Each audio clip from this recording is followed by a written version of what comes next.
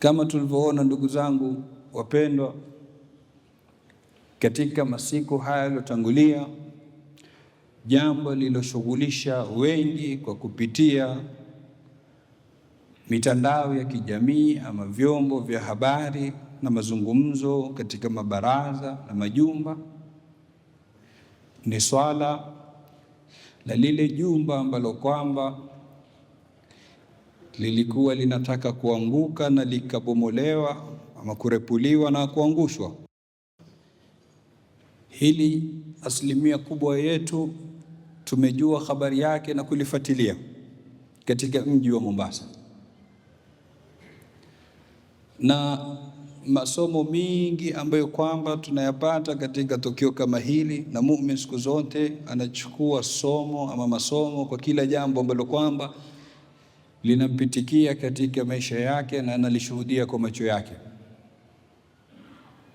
Tumeona namna gani watu waliambiwa wewe mbali na jengo kama lile kwa kiwango cha kilomita 1.2. Tumeona namna gani watu waliambiwa wawe na tahadhari kwa ajili ya kuhifadhi vifua vyao kutokana na vumbi, kuhifadhi masikio yao kutokana na sauti za mirepuko.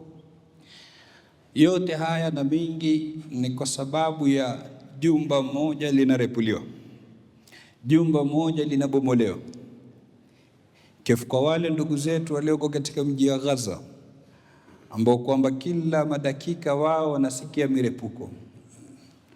na mtu linabomolewa jumba la jirani na yeye yuko hapa chini yake, bali na wengine wamo ndani ya jumba linarepuliwa na watu wanarushwa kama karatasi angani. Kwa hivyo hili ni somo kubwa ambalo kwamba tutakana tulipate, tuone uzito wa yale ambayo kwamba wanapitia ndugu zetu katika mji wa Gaza na mji wa Rafah, ili tupate kukithirisha dua na kuombea kwa wingi Mwenyezi Mungu awanusuru kutokamana na serikali ya kizayuni dhalimu, pamoja na wale wanaoungana mkono nao sawa kwa kuwasaidia kimali ama kisilaha.